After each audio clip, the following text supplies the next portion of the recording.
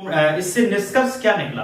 अभी हमने आज 4 आत्महत्या की जो टाइप्स पढ़े और हम एक आत्महत्या और भी है यूथनेशिया के बारे में, और हम जो है असिस्टेड जो सुसाइड है उसके बारे में भी समझने का प्रयास करेंगे। लेकिन हम इस इमाम डरखाम की थ्योरी से हमने ये समझने का प्रयास किया है कि इमाम डरखाम ने जो प्री एग्जिस्टेंस कॉजेस थे, यानी कि जो पहले जो मनोवैज्ञानिक डॉक्टर्स या फिर उनके द्वारा ज्योतिषों के द्वारा बताया जाता था कि ये आत्महत्या के लिए कारण जिम्मेदार होते हैं, उनको खारिज किया गया और एक साइंटिफिक कारणों की खोज की गई और सोसाइटी को रिस्पॉन्सिबल माना और इसको सामाजिक घटना माना, एक सोशल फैक्ट माना।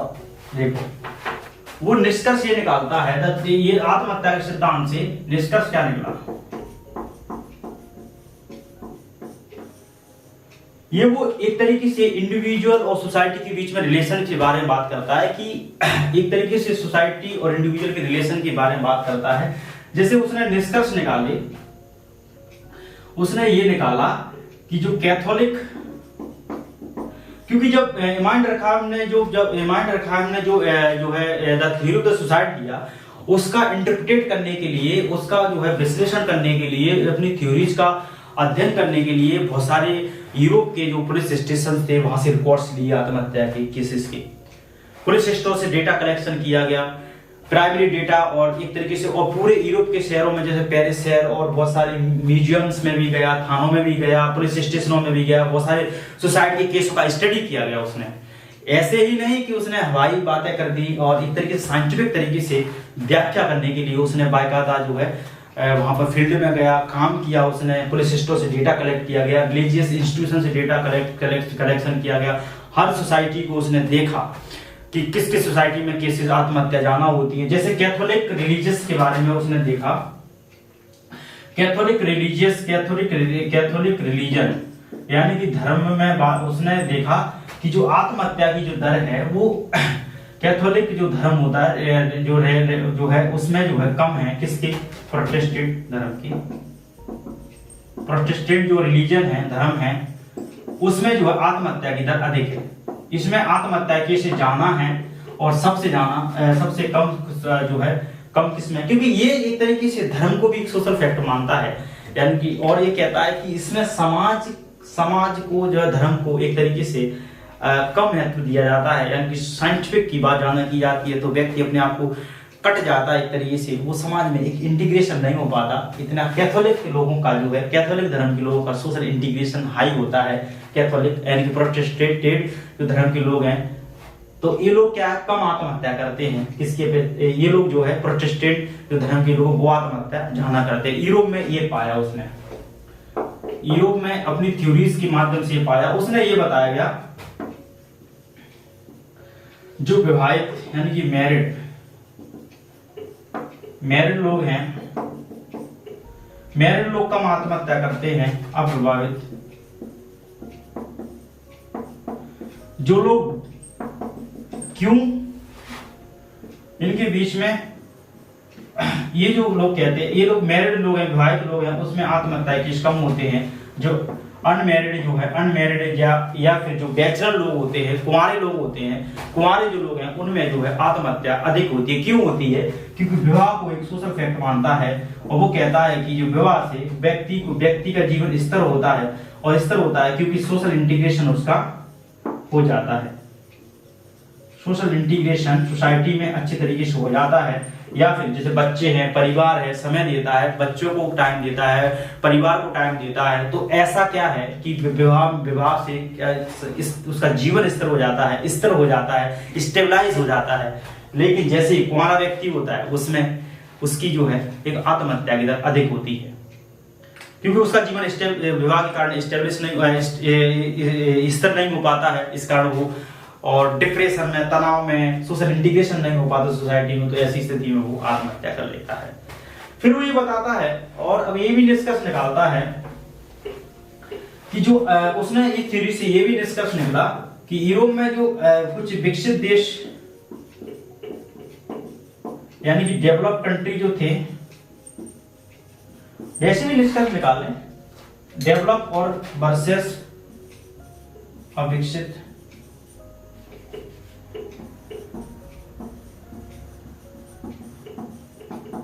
मतलब एक आर्थिक रूप से विकसित देशों में आत्महत्या की दर अधिक होती है। आत्महत्या केस अधिक होते हैं। अविकसित देशों में आत्महत्या की दर बहुत कम होती है, यानी कि इन देशों में कम होता है। वैसे भी अगर ये ग्लोबल लेवल पे देखा जाए, अगर वर्तमान में देखा जाए, इससे हम ये निष्कर्ष निकालें, ये तो बड़े लेवल पर इस फॉर्मूले को अप्लाई कर सकते हैं।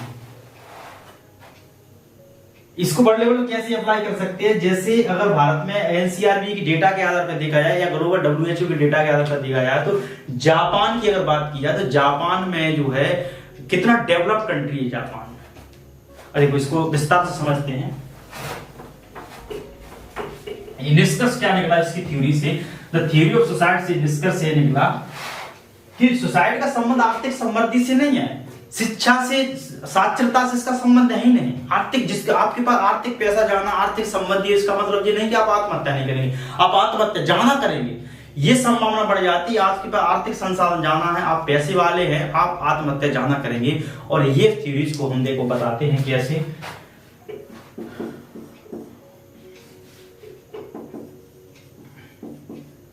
डेवलप्ड, अनडेवलप्ड, या फिर हम इसको कंट्री के रूप में भी देख सकते हैं, या फिर हम स्टेट के रूप में देख सकते हैं, और या फिर हम इसको जैसे देखो, अगर हम देखा जाए जापान, यूएसए, चाइना, ये देश की अगर बात की जाए, इन देशों में African country, Latin American country और इधर यूरोप, इन देशों, यूरोप में, चाइना, यूएसए, जापान, इन देशों में सुसाइड रेट बहुत हाई है। फ्रांस में, खासकर फ्रांस,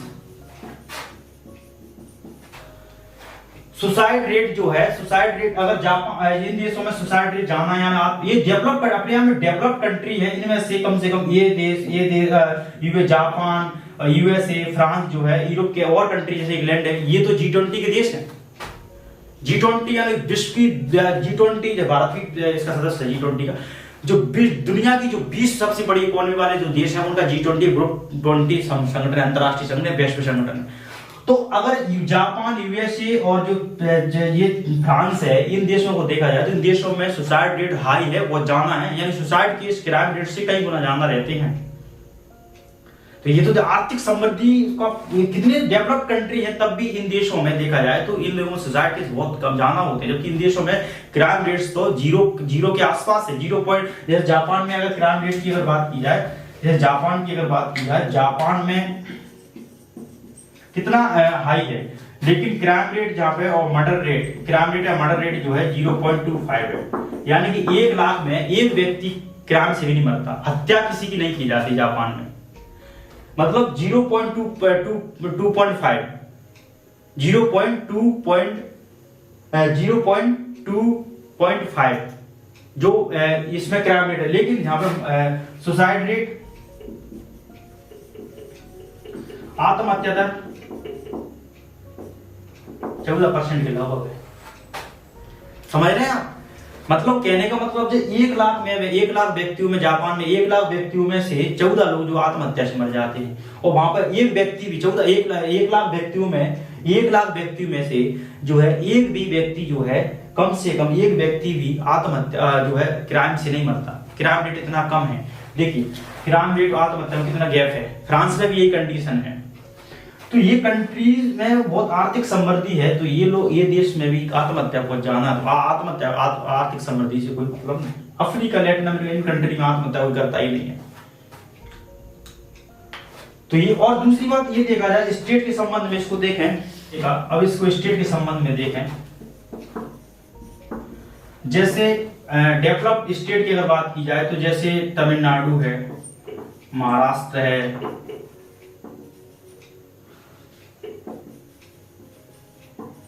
कर्नाटक है, और अनडेवलप्ड कंट्री, डेवलप्ड स्टेट में देखा है तो बिहार है,